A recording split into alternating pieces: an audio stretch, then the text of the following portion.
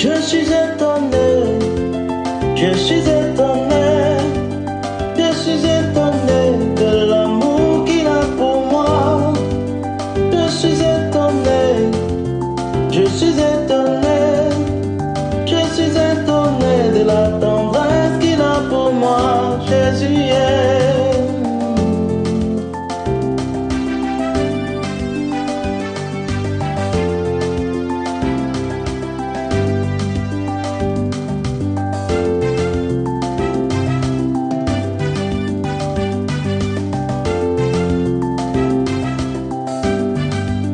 Je suis étonné, je suis étonné, je suis étonné de l'affection qu'il a pour moi. Je suis étonné, je suis étonné, je suis étonné de l'attention qu'il a envers moi. Je suis étonné, je suis étonné.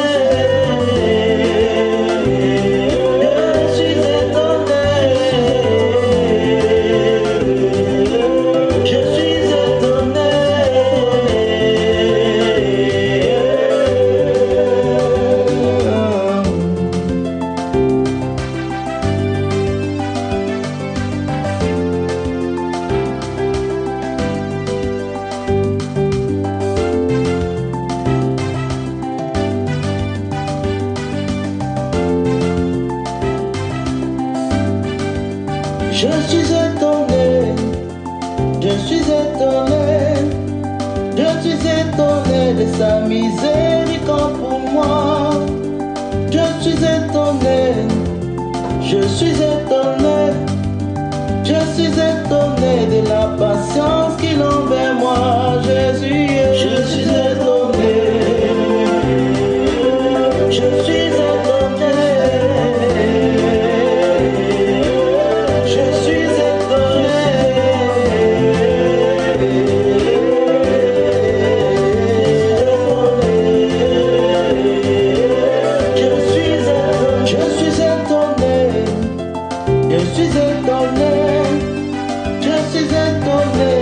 Promesses qu'il a pour moi. Je suis étonné, je suis étonné, je suis étonné de sa vocation pour moi. Je suis étonné, je suis étonné,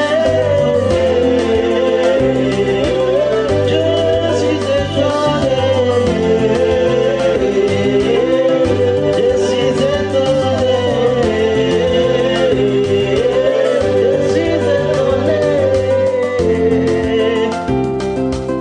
Et rempli de joie, puis rempli de joie. Je suis étonné.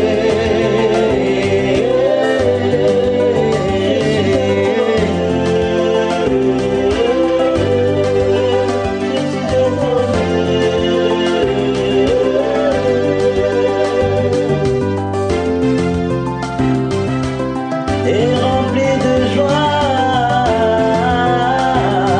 puis rempli de joie. Je suis étonné.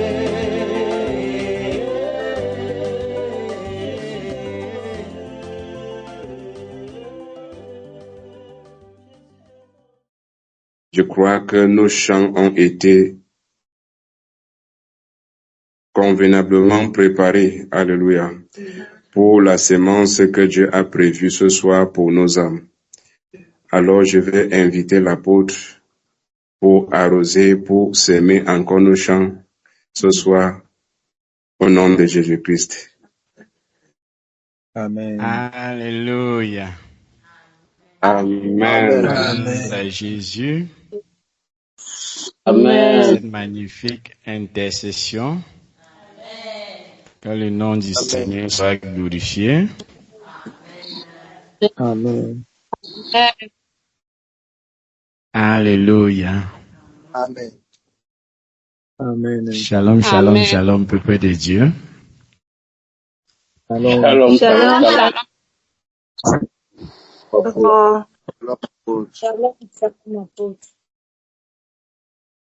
Avec le champ qui a été convenablement défriché, il nous faut placer les semences de choix.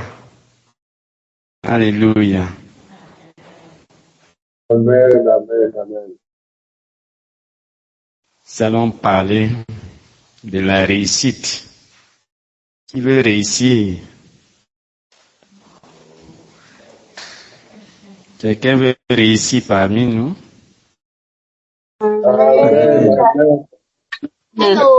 Amen. Il n'y a pas de chance pour réussir, comme on dit dans le monde. Alléluia. La réussite n'est pas le fruit de la chance, comme on dit dans le monde. Dans le Seigneur, également, la réussite n'est pas le fruit de la grâce. Alléluia. La grâce de Dieu n'est pas non plus quelque chose de négligeable, de méprisable.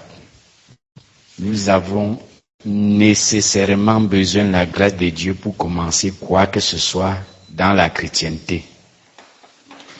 Alléluia.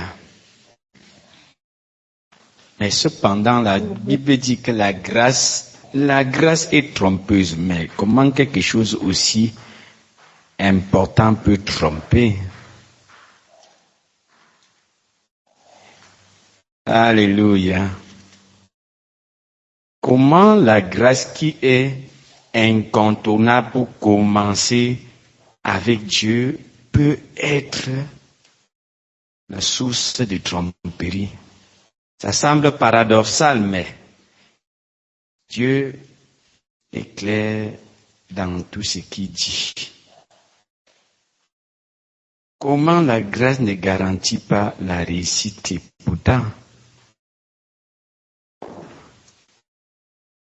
Proverbe chapitre 31, verset 30. Proverbe chapitre 31, verset 30, il est écrit: la grâce est trompeuse et la beauté est vaine. La partie A, ici qui nous intéresse. Nous avons nécessairement besoin de la grâce pour le commencement. C'est pour ça que la nouvelle naissance, c'est le fruit de la grâce. Alléluia. Pourquoi Dieu ne lit pas tout le monde pour le servir? Il dit qu'il y a beaucoup d'appelés dans la grâce, mais peu d'élus pour servir.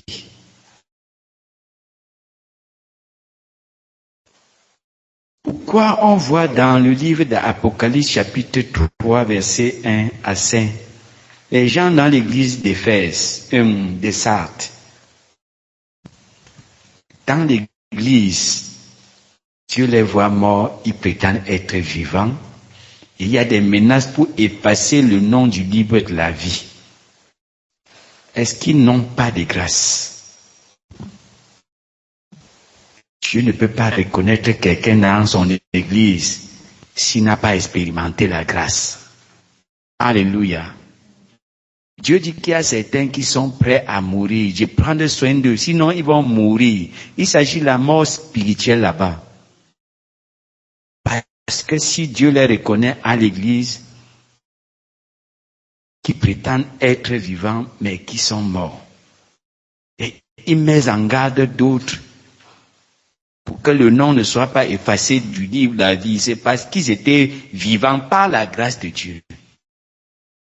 À cause de l'imperfection dans l'œuvre, Dieu ne trouve pas leur œuvre parfaite.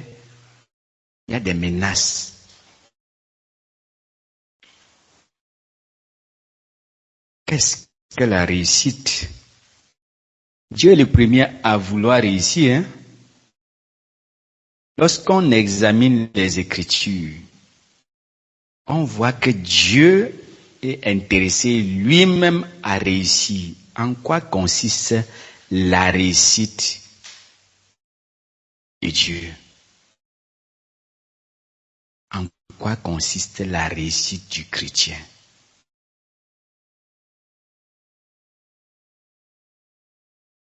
La réussite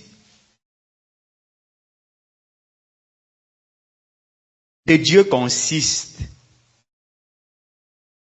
à parvenir au règne dans les cieux et sur la terre, à se glorifier en tous.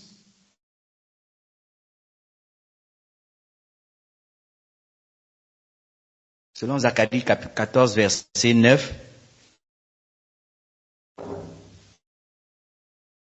« 1 Corinthiens 15, verset 22 à 28, précisément le verset 28, Apocalypse 19, verset 6, nous donne des indications pour la réussite, les repères prophétiques de la réussite de Dieu.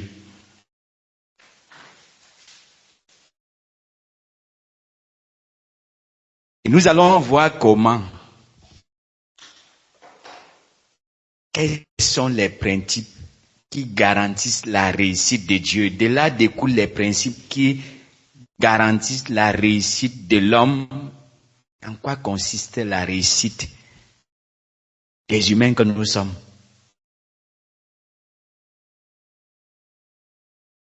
Disons dans Zacharie 14, verset 19, on voit un indicateur qui rassure que Dieu réussira.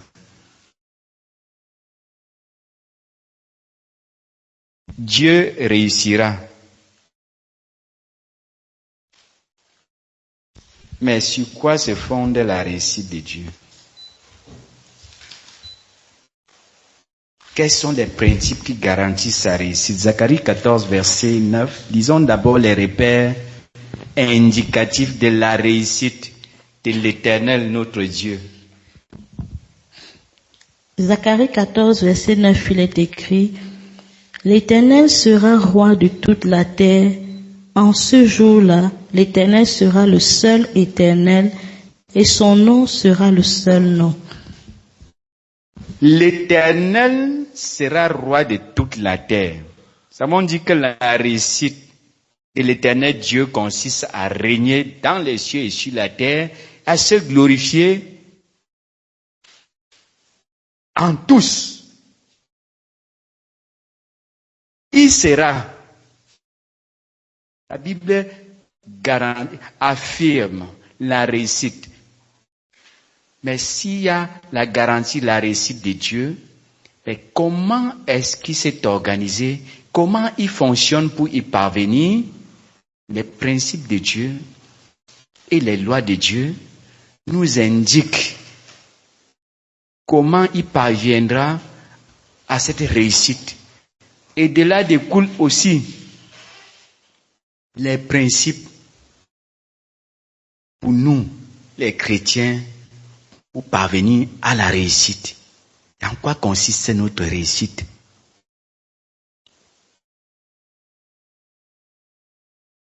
Quand nous voulions ou pas, l'Éternel sera roi de toute la terre. Son règne se fait déjà dans les cieux supérieurs. Dans le 3e ciel, la Bible nous recommande de prier que sa volonté soit faite sur la terre comme au ciel.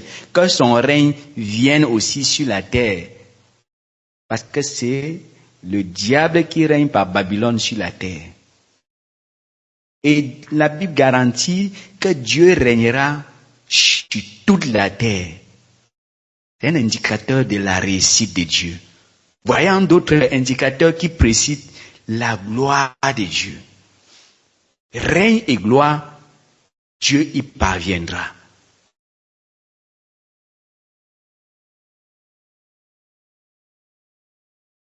« 1 Corinthiens chapitre 15 verset 28, 22 à 28, et le verset 28 nous dit qu'il sera tout en tous.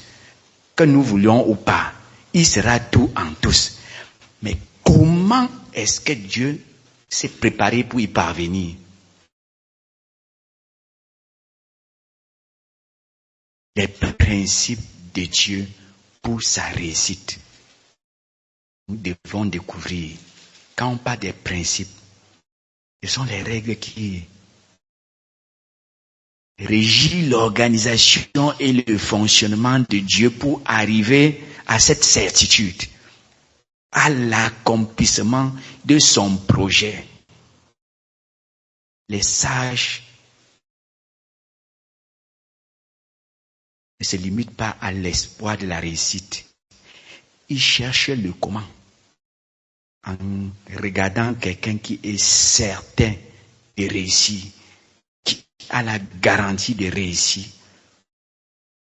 le sage doit chercher comment cette personne s'organise, comment cette personne fonctionne et imiter son exemple. Et nous allons commencer par Dieu.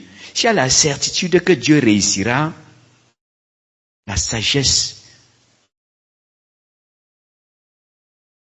nous recommande à focaliser nos regards sur ces principes en relation avec l'organisation et son fonctionnement. Mais comment est-ce qu'il s'organise pour avoir une telle assurance et imiter son exemple? Parce qu'il nous a fait à notre image naturellement, mais la ressemblance, nous devons ressembler. C'est un processus. Et cette ressemblance nous garantit la réussite. 1 Corinthiens 15, versets 22 à 28 nous indique encore les évidences de la réussite future de Dieu à venir.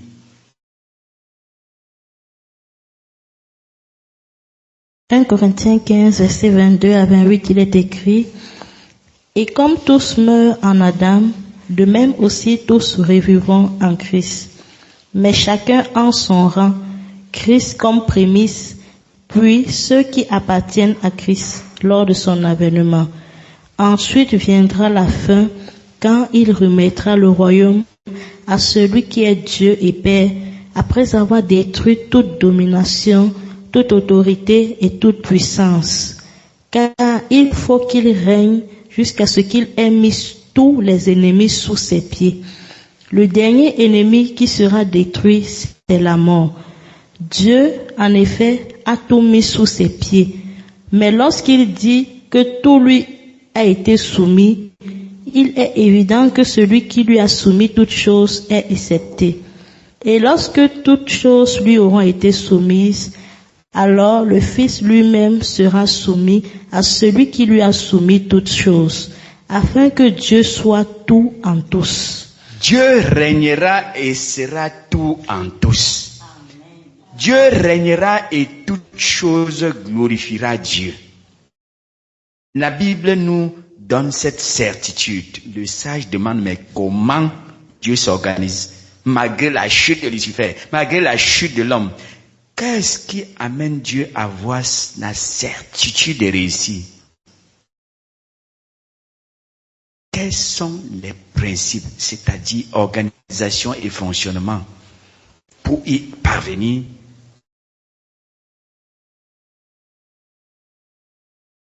Comment Dieu le Père parviendra à cette réalisation, à cet accomplissement? Nous saisissons, nous allons réussir. Il y a beaucoup de promesses qui planent dans la vie des chrétiens. Et parfois, pas toujours, certains ne réussissent pas. Étant dans la grâce, où se trouve le problème?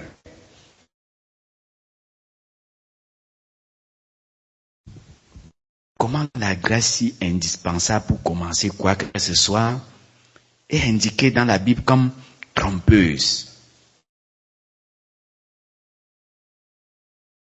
Parce qu'il y a le complément de la grâce pour garantir la réussite.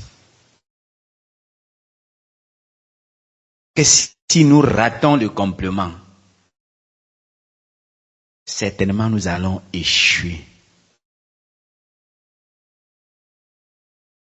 Des principes que nous allons découvrir, si Dieu ne les mettait pas en place, il n'allait pas réussir. La preuve est la chute de Lucifer, la chute d'Adam. Pourquoi Dieu n'a pas baissé les bras? Parce qu'il s'est organisé convenablement pour gérer toutes les éventualités jusqu'à la réussite. Disons Apocalypse 19, verset 6, un indicateur prophétique de la réussite de Dieu. Il régnera, il se glorifiera dans l'univers, dans les cieux et sur la terre. Apocalypse 19, verset 6, il est écrit: Et j'entendis comme une voix d'une foule nombreuse, comme un bruit de grosse eau et comme un bruit de fort tonnerre, disant: Alléluia, car le Seigneur notre Dieu Tout-Puissant est entré dans son règne. Alléluia. Il est entré. L'apôtre Jean a vu le futur. La prophétie des prophéties s'est accomplie. Il a vu l'accomplissement prophétique de la prophétie des prophéties. Répentez-vous, car le royaume de Dieu est proche. Et l'apôtre Jean a été déporté pour voir le début du règne. Dieu réussira. Comment? Malgré tous les maux qu'on crée, tout le désordre que nous les humains on a créé, que Satan a créé. Pourquoi Dieu réussira? Absolument. Parce qu'il s'est convenablement organisé pour fonctionner convenablement jusqu'à l'atteinte de ses objectifs. Quand il y a problème d'organisation, il y aura problème de fonctionnement et il y aura compromission en matière de résultats. Pour ceux qui ont fait les mathématiques, il y a des théories que si tu n'as pas, tu ne vas pas atteindre. Tu ne vas pas résoudre une équation.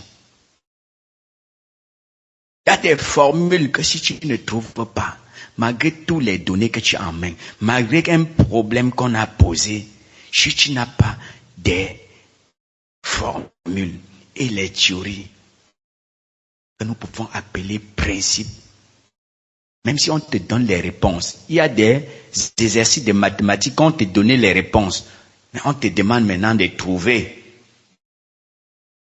les formules. Dieu nous donne les promesses comme des réponses. Mais pour jouir de ces réponses, tu dois trouver la formule. Pour qu'il te fasse jouir, on doit trouver les formules, les théories, et développer, organiser quelque chose jusqu'à aboutir à la réponse. C'est ce que Dieu a fait et que nous allons qualifier des principes. Et de là découlent aussi nos principes pour parvenir à la réussite. La réussite de Dieu consiste à régner et se glorifier. En quoi consiste la réussite des humains? À quoi consiste la réussite d'un chrétien? La réussite du chrétien aussi consiste à entrer définitivement dans le royaume de Dieu, où il y a paix et félicité et sécurité pour l'éternité, à travers une fidélité et prudence sur la terre après le salut par la grâce.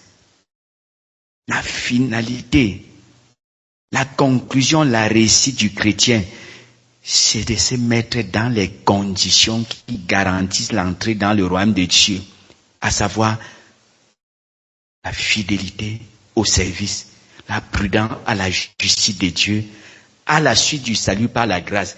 Lorsqu'on commence à se mettre dans les conditions pareilles, Dieu s'occupe de nos besoins sur la terre. D'où le terme dans Matthieu 6:33, cherchez premièrement le royaume et la justice de Dieu. Occupons-nous de la réussite de Dieu. De là découle notre réussite. Et quand on se coupe de manière convaincante à la réussite de Dieu, la Bible dit, il nous donnera ce que nous avons besoin pour notre épanouissement sur la terre. Tandis que les païens se tuent pour s'épanouir, il dit de ne pas les ressembler. Les païens se poumonent pour chercher à manger, pour chercher à se vêtir, pour chercher à la sécurité. Dieu nous dit de chercher la réussite de Dieu. Et sa réussite, dans sa réussite, se cache notre réussite. Et notre bien-être sur la terre avec l'apothéose dans son royaume. L'apothéose du bien-être de l'homme se trouve là-bas. Mais sur la terre, lorsqu'il approuve nos voies, lorsqu'il approuve notre engagement dans la recherche de ce royaume, par la fidélité au service, la prudence à ses commandements dans notre conduite, ce sont les indicateurs de la réussite. Ce sont les éléments de la réussite.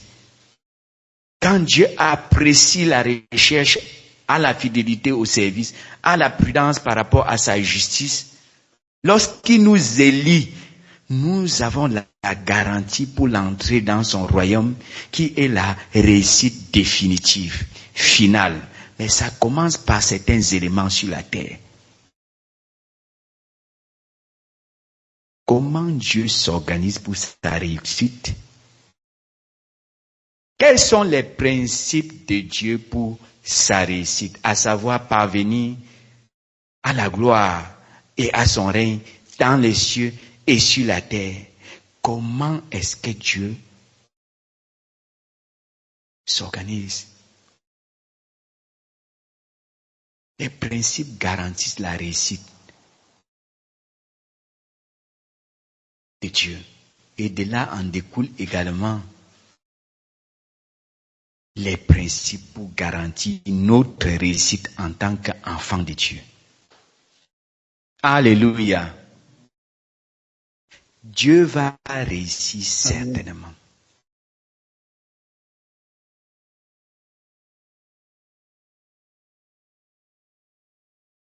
Comment est-ce qu'il s'organise pour tenir ce genre de propos?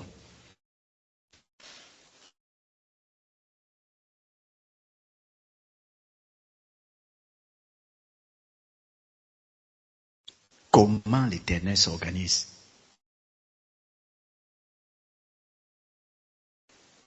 Lisons dans le livre des Psaumes 33,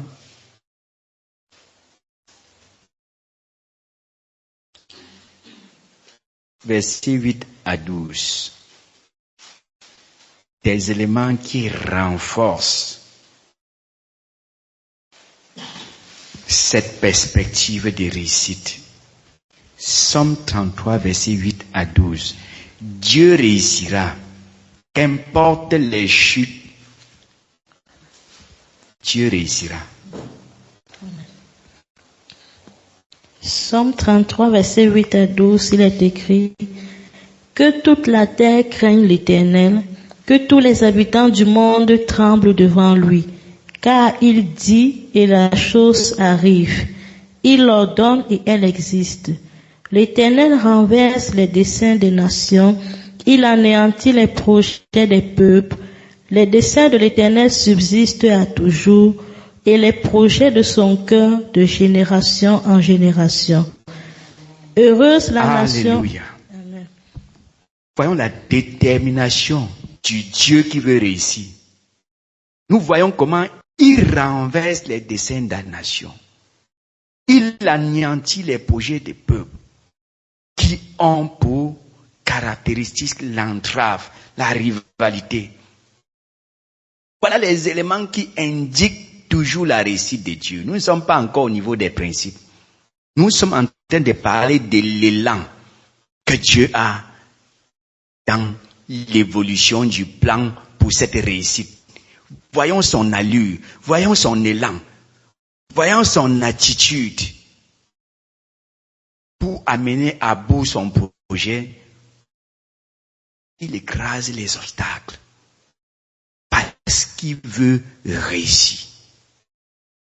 Éphésiens chapitre 1, versets 7 à 12. Voyons comment, lorsqu'il s'est formé en lui-même ce projet, il s'est formé aussi des principes pour réussir que nous allons découvrir. Il s'est formé un dessein. Un dessein, c'est un objectif. Nous avons vu la certitude de l'accomplissement de son projet, la réalisation de son projet, l'accomplissement de son dessein éternel. Ça réussira certainement. Mais comment, lorsqu'il a formé ce projet, ce dessein qui consiste à régner et se glorifier dans l'univers, comment est-ce qu'il s'est organisé? Comment il fonctionne? Cela s'appelle les principes de Dieu. La Bible parle des statuts. C'est le synonyme de ces principes. Dans Somme 19, on voit David parler des statuts de Dieu. 119. Somme 119. Alléluia. Abraham a gardé les statuts de Dieu.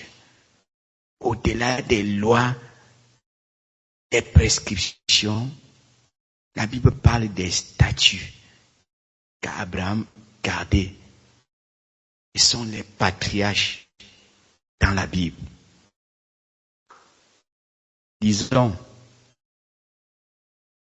Éphésiens 1, à partir du verset 7, il est écrit: En lui, nous avons la rédemption par son sang, la rémission des péchés selon la richesse de sa grâce, que Dieu a répandue abondamment sur nous par toute espèce de sagesse et d'intelligence, nous faisant connaître le mystère de sa volonté selon le bienveillant dessein qu'il avait formé en lui-même, pour le mettre en exécution lorsque les temps seraient accomplis, de réunir toutes choses en Christ, celles qui sont dans les cieux et celles qui sont sur la terre. Sur la terre. Dieu régnera dans les cieux et sur la terre.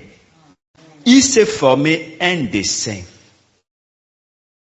La Bible parle de bienveillance, c'est pas n'importe quoi.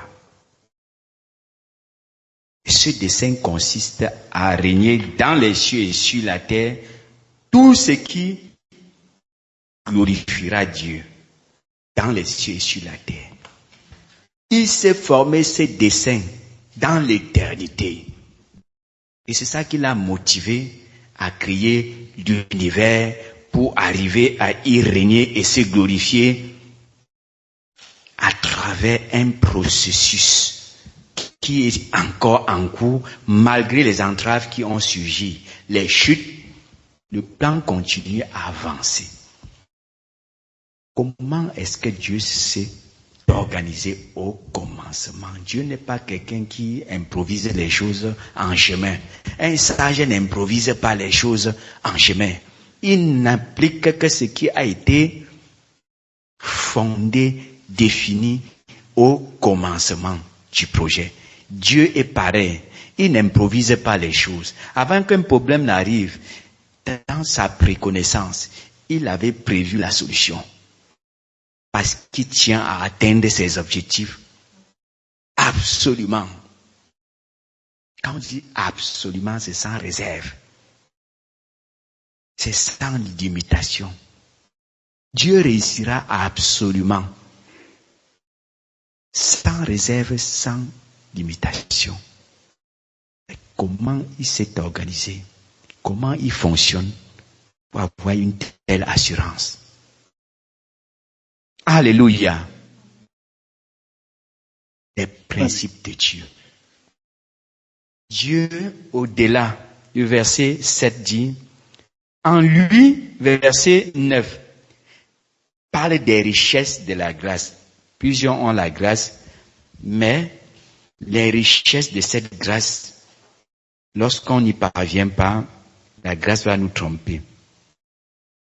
Les richesses de la grâce consistent à saisir cette volonté éternelle ce dessein éternel nous amène à la sagesse et à l'intelligence. L'habitation, la sagesse, c'est la juste connaissance des choses comme Dieu a défini, planifié, agencé.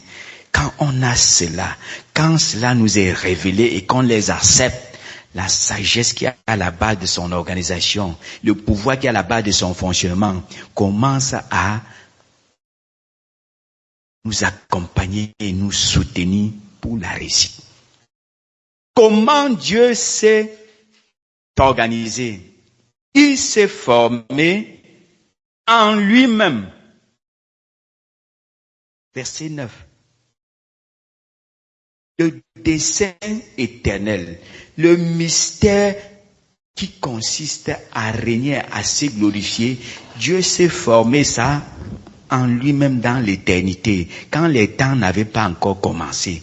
Genèse chapitre 1, 14 parle du commencement des temps, avec l'apparition de la lune, du soleil, des étoiles, pour marquer les temps. Avant le début des temps, Dieu avait formé, était en train de réaliser, de faire avancer le plan pour arriver à régner, à se glorifier dans l'univers avant le commencement des temps, dans l'éternité. Comment est-ce qu'il s'est organisé? Premièrement, au-delà de former ce dessein, ce projet qui consiste à régner, à se glorifier, en lui-même, il a aussi formé une famille, une équipe, Père, Fils et Saint-Esprit, d'où la Trinité. Un Dieu unique, manifesté en 3 personnes. Parce qu'il n'est pas bon d'être seul dans un projet. Alléluia. C'est pour ça que Dieu a tenu ce propos lorsqu'il manifestait Ève, qui aussi était un mystère en Adam. Parce que ce n'était pas bon qu'Adam soit seul dans le projet de cultiver et garder le jardin. Dieu lui-même, dans l'éternité, quand il s'est formé le dessein de régner et de se glorifier dans l'univers qu'il allait créer, il a trouvé qu'il n'est pas bon d'être seul dans ce projet. Et il s'est formé en lui-même une équipe, une famille composée du Père, du Fils et du Saint-Esprit. Ça ne veut pas dire qu'il y a 3 dieux. Alléluia. Dieu est unique. Et dans la divinité, il s'est formé 3 personnes égales. 3 personnes égales en divinité. Alléluia. Dieu s'est formé en lui-même 3 personnes égales en divinité. Qu'est-ce qui fait la différence sur ces 3 personnes de la divinité? C'est l'autorité. 3 personnes égales en divinité, différents en autorité pour affronter le projet qui consiste au règne et à la gloire dans l'univers qu'il veut créer. Alléluia. Dieu le Père, Dieu le Fils, Dieu le Saint-Esprit, égalité en divinité. Le Père est Dieu, le Fils est Dieu, le Saint-Esprit est Dieu. Avec cette différence d'autorité, le principe d'autorité a aussi été établi en eux. Et ce principe d'autorité fait que le Fils soit soumis au Père, le Saint-Esprit soit soumis au Fils. Nous voyons comment Jésus se référait toujours au Père, bien qu'il soit Dieu. Il se référait au Père. Philippiens dit, existant sous forme de Dieu, il n'a pas vu comme une proie arrachée d'être égal à Dieu, mais s'est soumis lui-même jusqu'à la mort de la croix. Et Dieu le Père l'a souverainement élevé et lui a donné un nom qui est au-dessus de tout nom, afin qu'au nom de Jésus, tout genou fléchit dans les cieux et sur la terre, et que tout langue confesse que Jésus est Seigneur, à la gloire de Dieu le Père. On voit une subordination dans le service, une soumission dans l'opérativité. La prière sacerdotale de Jésus, je t'ai glorifié sur la terre, Père. J'ai achevé l'œuvre que tu m'as donné de faire. Glorifie-moi auprès de toi. La soumission. C'est ce que je vous dis. Je vous dis comme le Père m'a dit. Je vous enseigne selon celui qui veut faire la volonté du Père saura si la doctrine est de moi ou de mon Père. Jésus ne se présentait pas comme une personne autonome, mais dépendant. Mais pour ce qui est de la divinité, il dit à Philippe dans Jean 14, verset 6, mais celui qui m'a vu a vu le Père. Je suis dans le Père en moi. Il n'y a pas de diversité en divinité entre le Père, le Fils et le Saint-Esprit. Il n'y a pas de diversité. Mais en autorité, on pose des questions. L'enlèvement là sera quand? Tu reviens quand? Il dit que le Père a fixé de sa propre autorité. Lui seul c'est l'autre là. Dans Matthieu 24. Dans Actes chapitre 1, les apôtres disent que mais est-ce que c'est à ce moment que tu vas rétablir le royaume d'Israël? Ce n'est pas à vous de connaître le temps et les moments que le Père a fixé de sa propre autorité. Ça veut dire l'autorité du Père est différente de l'autorité du Fils, est différente de l'autorité du Saint-Esprit, bien qu'ils soient égaux en divinité. Nous sommes en train de voir comment Dieu s'est organisé, et de là, on verra comment également il fonctionne. Parce qu'il y a des chrétiens qui veulent réussir seuls. En matière de familiarité, nous avons la même relation avec Dieu en ce qui concerne la filiation. Il n'y a pas de petit-fils de Dieu. Dieu n'a pas de petit-fils. Nous sommes les enfants de Dieu. Nous avons cette égalité en filiation. Christ en nous donne l'égalité en ce qui concerne la filiation avec le Père céleste. Christ en nous, c'est la divinité en nous. La Bible dit dans 2 Pierre chapitre 1 que sa divine puissance nous a donné tout ce qui contribue à la vie, à la piété, au moyen de la connaissance de celui qui nous a appelés par sa propre gloire et vertu, lesquelles nous assurent de sa part les plus grandes et précieuses promesses, afin que par elles nous devenions participants de la nature divine. Nous sommes participants. Nous avons cette égalité en filiation avec Dieu. Mais quand ce qui concerne l'autorité, il n'y a pas d'égalité en autorité dans l'organisation de Dieu. Et cette différence d'autorité implique un principe d'autorité pour le fonctionnement. Que les autorités inférieures soient subordonnées aux autorités supérieures, comme on voit le Père, le Fils, le Saint-Esprit. Jésus exprimant la dépendance au Père dans Jean chapitre 16, versets 12 à 14, que nous lisons souvent.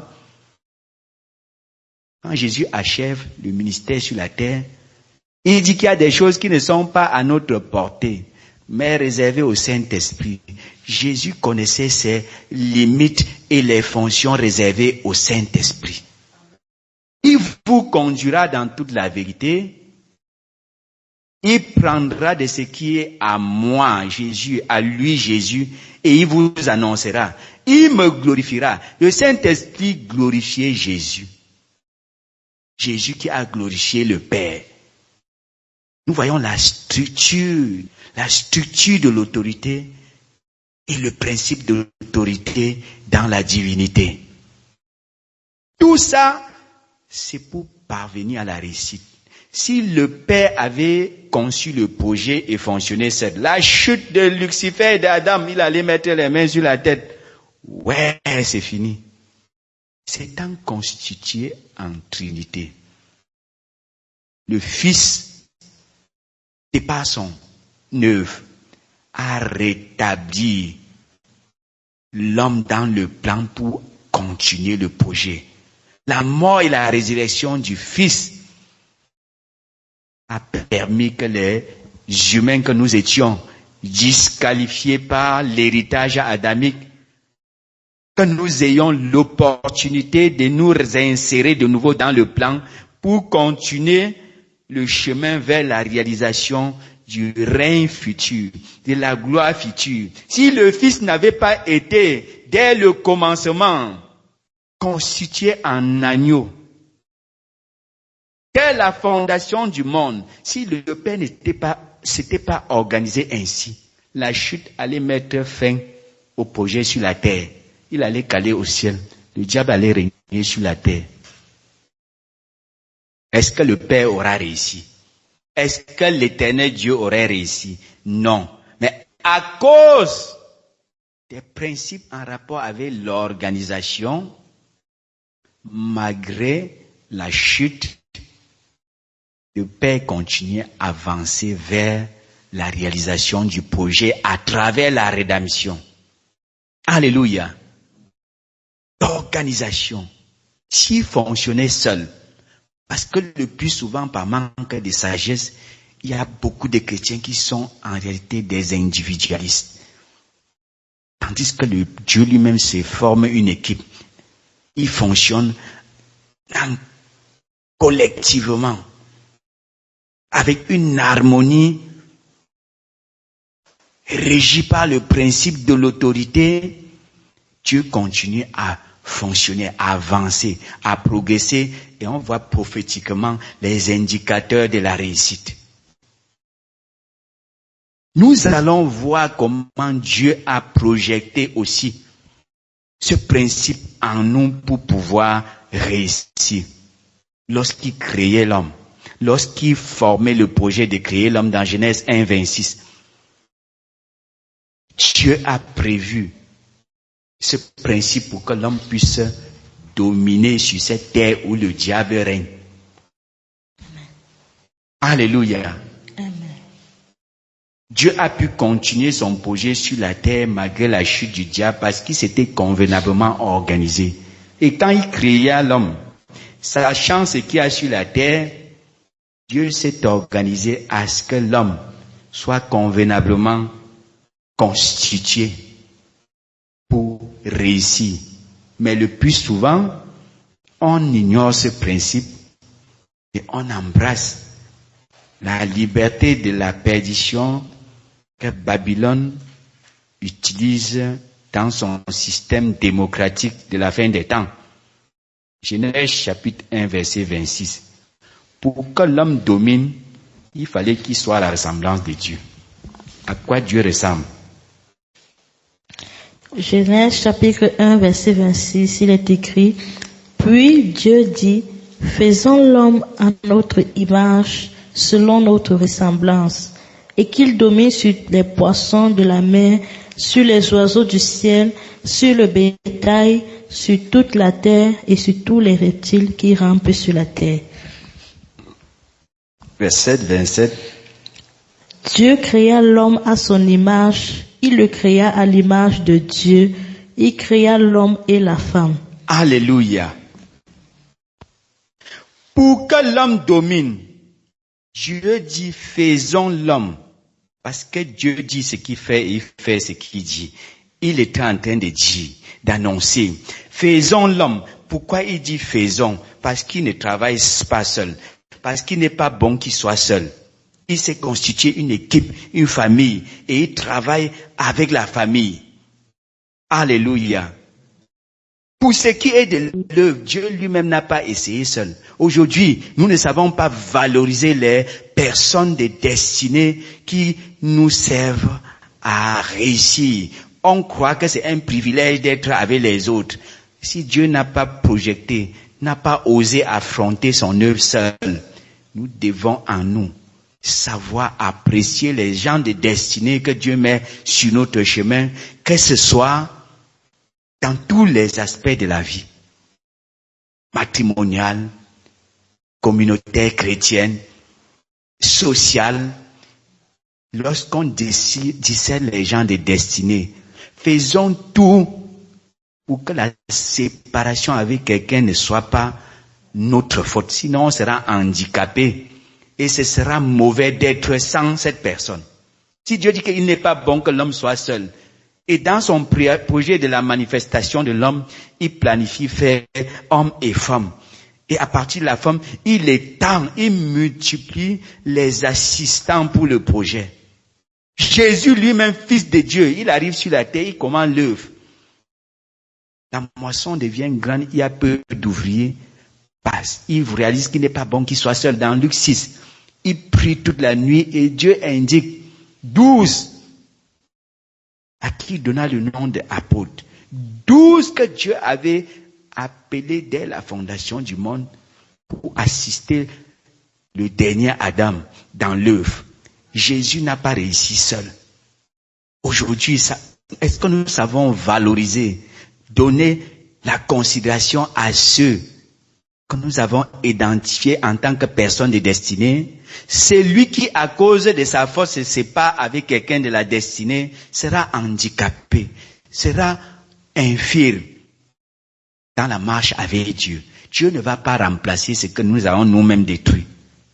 Mais si nous nous séparons, pas par notre faute, s'il y a séparation avec une personne de destinée, qui pour certains peut être la femme, pour certains peut être des assistants comme Timothée avec Paul, comme Josué avec Moïse, ça peut être dans le cadre matrimonial comme dans le cadre communautaire.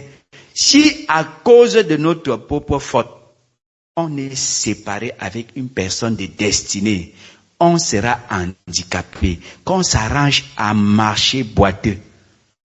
Barnabas a disparu dans la Bible, s'étant séparé de Paul à cause des préférences familiales.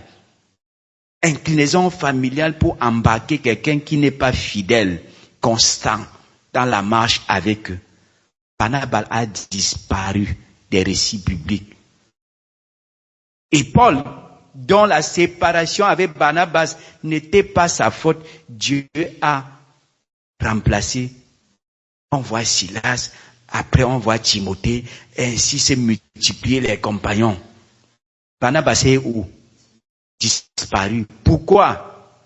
Il n'était pas bon qu'il soit seul.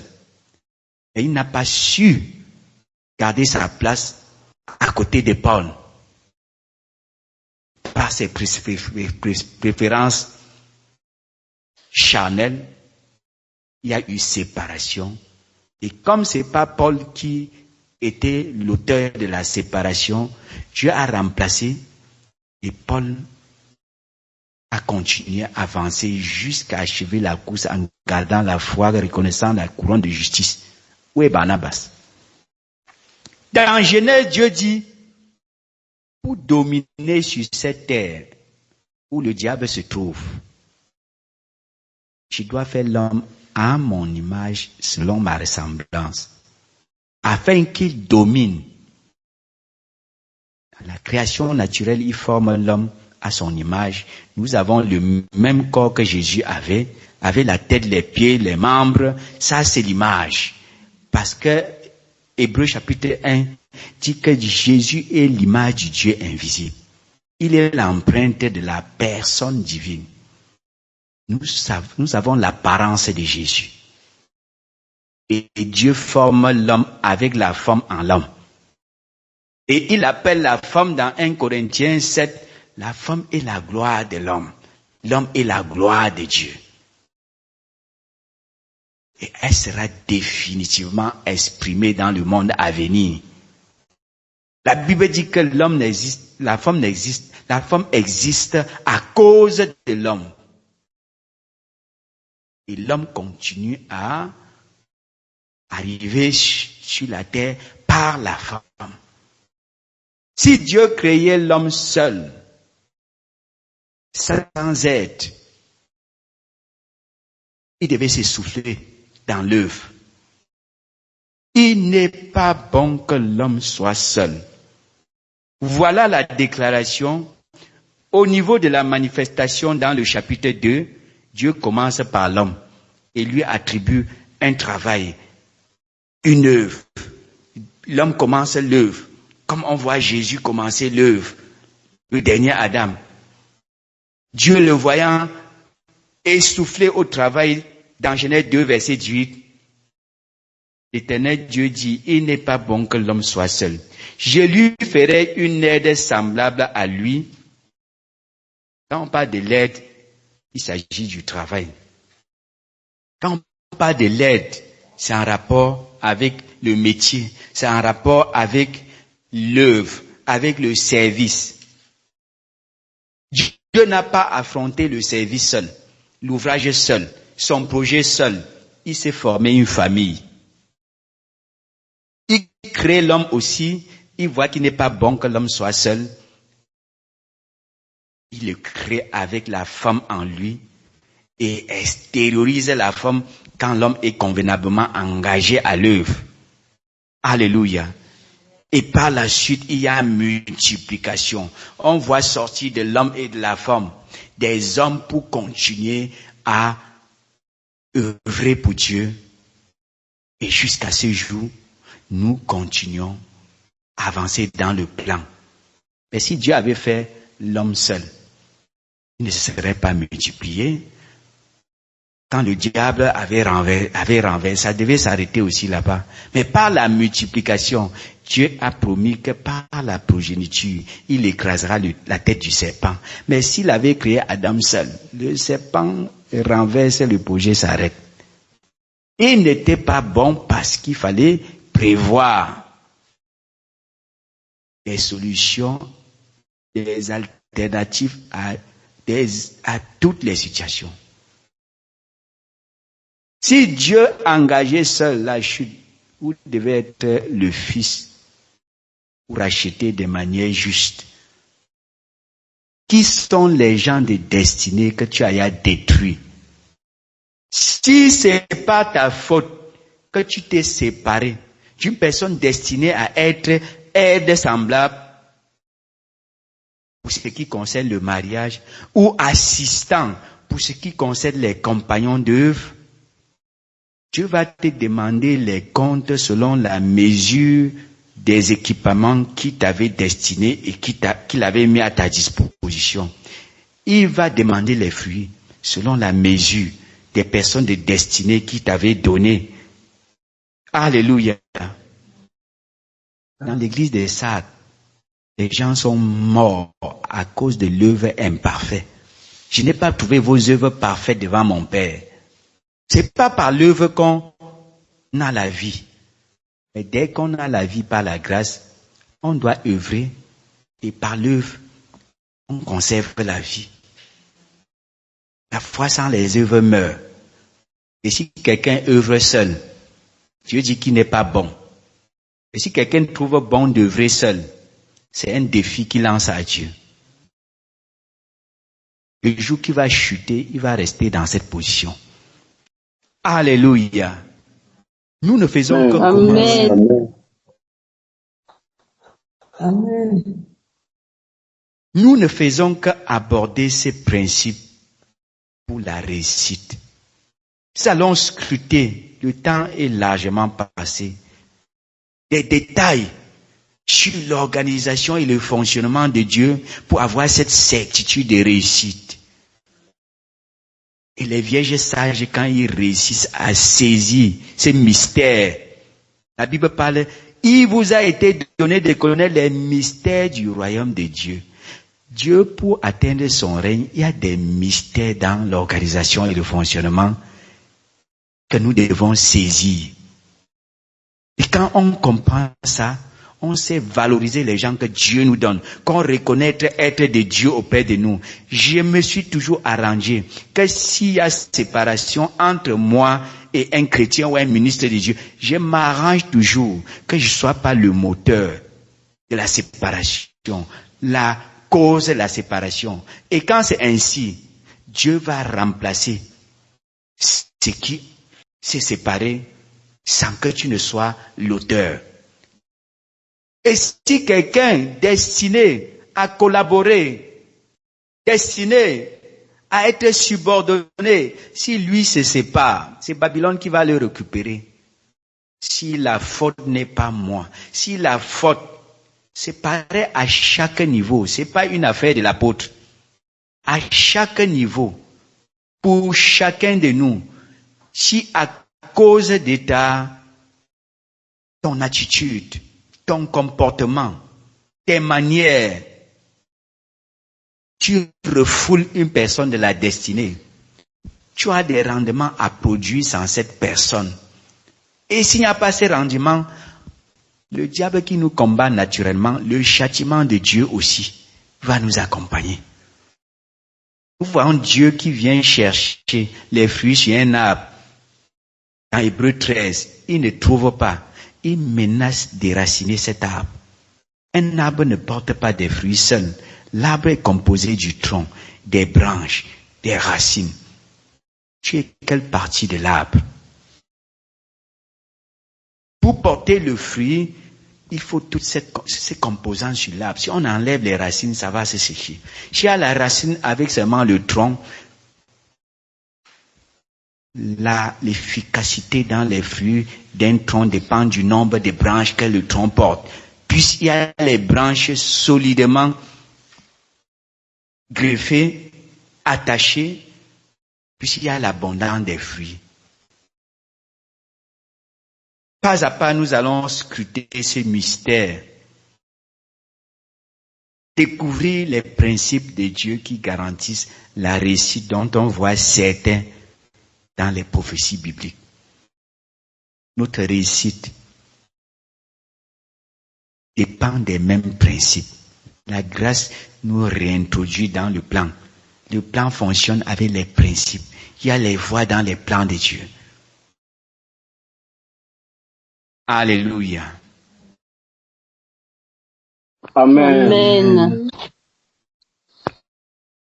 Amen. Quelqu'un a-t-il quelque chose à dire qui renforce ce qu'on a dit? Quelqu'un a-t-il une révélation, un songe ou une vision qui consolide ce qu'on vient de dire? Quand on se sent libre de s'exprimer, à défaut, nous allons prier pour la fin parce qu'on a débordé largement le temps. Y a-t-il quelqu'un qui a quelque chose à dire? Alléluia. Bonsoir à tout le peuple de Dieu. Je suis le chantre Eman. Sur la base de ce que l'apôtre vient de dire, je me souviens d'un songe que l'apôtre avait partagé avec nous, de notre sœur, la servante de Dieu qui est au Kenya, la sœur Liliane, sur les personnes destinées qui devaient entrer dans le royaume. Et le parent qui arrivait sans le fils qui lui était destiné était rejeté. Le fils qui arrivait sans le parent qui était destiné était rejeté. Et elle disait qu'elle voyait ceux qui étaient destinés à être des parents, ils se choisissaient eux-mêmes. Des personnes qui semblaient être intéressantes, brillantes, zélées. Ils se choisissaient eux-mêmes les fils qu'ils voulaient ou qu'ils appréciaient selon leurs inclinaisons pour continuer la marche. Mais dans le royaume, ils étaient rejetés. Donc lorsque l'apôtre parle de ça, ils étaient rejetés avec les enfants qui s'étaient eux-mêmes attribués. Donc lorsque l'apôtre parle de ça, il parle des personnes de destinée. Ce n'est pas nous qui choisissons. Ce n'est pas l'homme qui choisit la femme qu'il veut. Il choisit celle que Dieu a destinée. Alléluia. Ce n'est pas l'homme qui choisit le frère ou l'assistant ou se subordonner là où il veut. Il parle là où Dieu l'a destiné à être subordonné ou alors à avoir la posture d'autorité. Parce que nous devons faire toutes choses selon le plan que Dieu a prévu. L'apôtre expliquait tout à l'heure, d'ailleurs, la hiérarchie qu'on voit entre le Père, le Fils et le Saint-Esprit. Le Fils ne cherche pas à jouer le rôle du Père, le Saint-Esprit ne cherche pas à jouer le rôle du Père, mais chacun joue son rôle. En cela, il y a équilibre et l'œuvre de Dieu peut arriver à son accomplissement. Pareil pour nous. C'est pas à nous de choisir qui nous voulons, avec qui nous voulons marcher selon nos propres inclinaisons. Tel frère me plaît, tel ne me plaît pas, tel pasteur me plaît, tel ne me plaît pas, tel... Pas de démocratie dans la chrétienté. Amen. C'est pas le peuple qui choisit les dirigeants, ni les dirigeants qui choisissent le peuple. L'acteur, c'est Dieu. C'est Dieu. Qui établit les combinaisons ou les séparations s'il y a des entraves à son dessein qui subsiste au projet de son cœur qui va de génération en génération. On a vu dans Somme 33, lorsque quelque chose rivalise, Dieu anéantit et il suscite une prochaine génération à qui il révèle le projet. C'est pareil au niveau des relations familiales, communautaires. Tout ce qui entrave. Alléluia. Amen. C'était une parenthèse pour soutenir ce que le chantre Herman dit. Oui, et nous voyons aussi dans la parole, en Exode 31, on voit ce que l'Éternel dit à Moïse. Moïse est devant Dieu. Sur la terre, on devait dire que waouh, voici un grand serviteur de Dieu. Il est devant Dieu. Dieu ne lui demande pas son avis. Dieu dit, sache que j'ai choisi. Bethsaliel, c'est Dieu qui a choisi quelqu'un de spécifique pour faire les ustensiles qui étaient nécessaires pour le tabernacle. Et il dit qu'il a donné comme aide Oliab. C'est Dieu qui a fait les combinaisons. Personne ne s'est choisi. Si Bethsaliel venait dire non, moi je veux pas celui-là. Je veux pas Oliab. Je veux plutôt telle personne autre. Il n'allait pas réaliser ce que Dieu attendait de lui. Ce sont des interpellations assez profondes que nous voyons dans la Bible. On voit bien, quand tu es l'œuvre de Dieu, Moïse ne s'est pas levé en tout puissant pour dire que non, moi je vais faire. Non, Dieu a indiqué des personnes qui devaient faire des tâches spécifiques pour aider Moïse à réaliser ce que Dieu lui avait montré sur la montagne, en lui donnant l'instruction et soin de faire tout d'après le modèle qui t'a été montré à la montagne.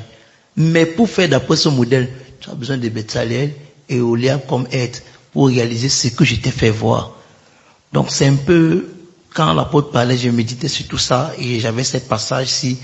Et l'exemple du songe là aussi m'est revenu. Et j'ai voulu partager ça pour appuyer ce que l'apôtre est en train de nous enseigner aujourd'hui. Alléluia. Alléluia. Amen. Gloire à Dieu. Amen. Comment Amen. c'est la vision, c'est l'objectif qui unit les gens selon Dieu. C'est pas les sentiments, ça me plaît, il ne me plaît pas, je n'aime, je ne l'aime pas. Est-ce que c'est celui qui contribue à l'avancement vers l'objectif de Dieu? C'est ça qui unit ou sépare les gens dans la spiritualité chrétienne. Alléluia. Amen. Dieu n'a pas dit, je vais donner quelqu'un qui plaît à Adam une aide semblable. Les gens avec qui vous regardez aux mêmes objectifs. Vous suivez la même vision. Vous cherchez à atteindre la même destination. C'est ça qui fonde l'union ou la séparation selon Dieu. C'est pareil au niveau de la chrétienté. Quand un chrétien veut faire ce qu'il veut, devant quelqu'un qui cherche à faire la volonté de Dieu, la séparation arrivera. Alléluia. Et quand le diable veut séparer les gens qui veulent faire la volonté de Dieu, c'est la foudre qui va tomber sur le diable. Alléluia. Amen. Dans une communauté qui cherche à glorifier le Seigneur, les méchants ne résistent pas dans cette assemblée. Pourquoi? Là où Dieu voit que ses intérêts sont garantis, parce que son dessein doit subsister, les projets de son cœur, lorsqu'on s'incline vers là, Dieu mobilise la sécurité absolue pour pour encadrer ce groupe, pour encadrer cette personne, pour encadrer cette famille, pour encadrer ce couple. Alléluia. Dans les intérêts, cherchez premièrement le royaume de Dieu et sa justice, toute autre chose. Dieu donne quand on cherche ses intérêts. Il éloigne aussi toute autre chose qui entrave ses intérêts là où il voit un cœur sincère. Que la grâce nous accompagne et que l'Esprit de Dieu nous éveille sur ces choses. Je ne sais pas si quelqu'un d'autre avait quelque chose à ajouter pour soutenir ce qu'on vient de dire. C'est très important. Les fondements de la réussite, c'est important de découvrir. Dieu n'a pas réussi au hasard, ou il n'est pas en voie de réussir au hasard. Il y a une organisation bien structurée dès le commencement. C'est pareil avec toi. C'est pas au hasard que tu vas réussir avec Dieu. C'est avec Satan qu'on mise pour avoir ce qu'on veut. Avec Dieu, on découvre ce qu'il nous a destiné à faire et on adopte ses principes et ses lois. Alléluia. Dans ces principes, on va trouver les gens de destinée qu'il a positionnés pour marcher ensemble. Le salut est personnel, la marche est collective, l'œuvre est collective. Alléluia. Amen. Il n'est pas bon d'être seul parce que tu vas échouer si tu es seul. Quand quelqu'un compense, il sait prendre soin des relations de destinée. Il sait considérer les compagnons de service. Il sait apprécier la femme ou le mari de destinée. Il sait. Alléluia. Amen. S'il n'y a pas autre chose à dire, que quelqu'un élève la voix pour conclure ce moment. Alléluia. Je vais élever la prière pour conclure ce moment. Père Céleste, nous voulons te rendre grâce parce que nous reconnaissons que tu nous as parlé ce soir, Père. Nous voulons pas être indifférents à tout ce que tu nous as dit, car nous voulons réussir. Comme toi, Éternel, tu as disposé tout ce qu'il faut pour réussir. Père, aide-nous à disposer tout autour de nous ce qu'il faut pour réussir en toi. Père, nous te prions. Aide-nous à bien comprendre profondément ce message, profondément cet enseignement. Parce que Seigneur, nous voulons nous disposer, nous ajuster, Père, pour qu'il n'y ait aucune entrave à ton plan, à ton projet. Père, ta grâce. Merci, Éternel mon Dieu, pour ta parole ce soir. Merci, Éternel mon Dieu, pour tous les vases que tu as utilisés ce soir, Père, pour nous bénir, pour nous arroser. Seigneur, nous avons été abondamment arrosés, Père.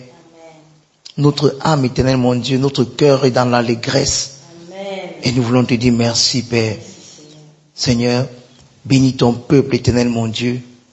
Je veux te recommander, Éternel mon Dieu, la suite de cette soirée, cette nuit, Père, que tu puisses veiller sur chacun d'entre nous, que nous puissions nous ressasser comme Marie le faisait de toutes les promesses, de toutes les paroles que tu lui avais dites sur Jésus, elle repassait dans son cœur. Nous voulons, Éternel mon Dieu, repasser ces paroles dans notre cœur. Père, nous te prions. Fais-nous grâce, Père, au nom de Jésus-Christ. Amen. Amen. Amen. Amen. Amen. Shalom, shalom. Shalom, shalom. Shalom, shalom, shalom. Shalom, shalom, peuple de Dieu, dans la paix. Shalom, shalom, dans la paix. Shalom, shalom, dans la paix. Dans la paix.